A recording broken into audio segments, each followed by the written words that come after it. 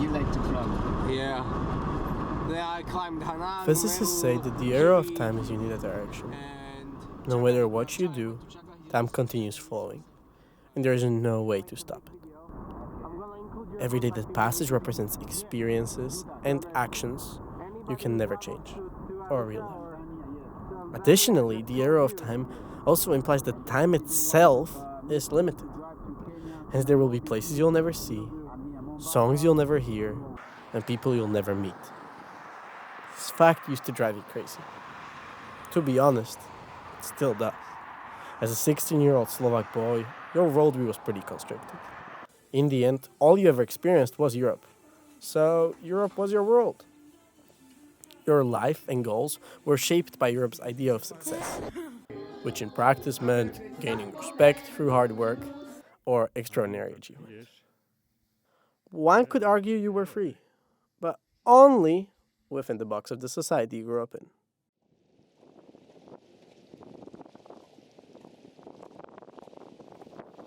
If you only experience one way of living, do you really know what life is about? Can you make a rational decision about how to spend it if you barely know your options?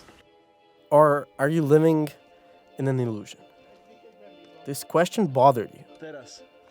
So you took control of your life and moved to Tanzania, thinking what a better way to find freedom than immersing yourself in a different culture.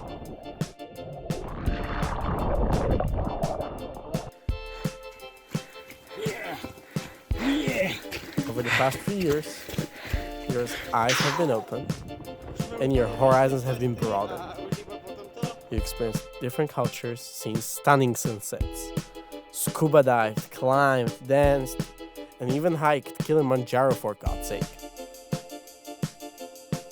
When you're out there and you have no idea where you'll be sleeping the next day or what's lurking behind the corner, you stop thinking about the minuscule things. You start living.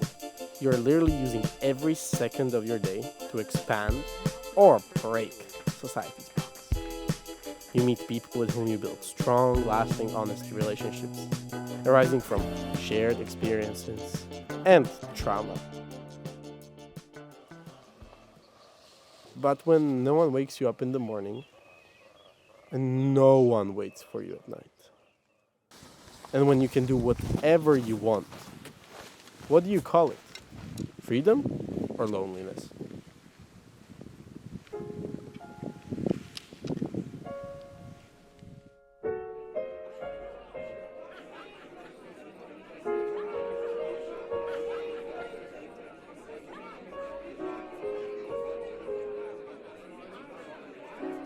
Three years later, this is what living life to the fullest gets you. You're at Dartmouth College, the 18th best university in the US. But you're the only Slovak person here. You barely speak your own language, and you mispronounce your own name. You search up on Spotify for an album named Homeless. Not because you wouldn't have a bed to sleep on, but because you're no longer bound to anyone or anywhere. You're truly free. And then once you decide to return to the place you were born at, your home feels off. Friends are missing and you drift away from your family. This is because when you're abroad, you constantly find yourself exchanging bits of your old identity to assimilate.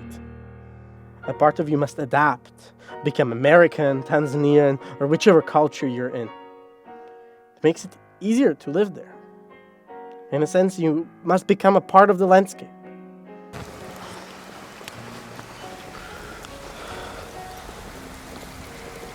Hannover, baby. No.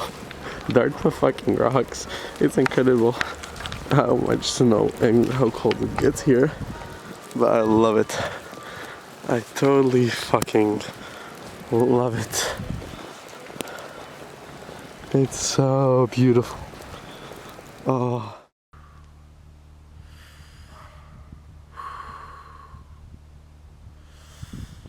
This is not to say I would have done it differently. I just wish I knew the costs of breaking that box and becoming free.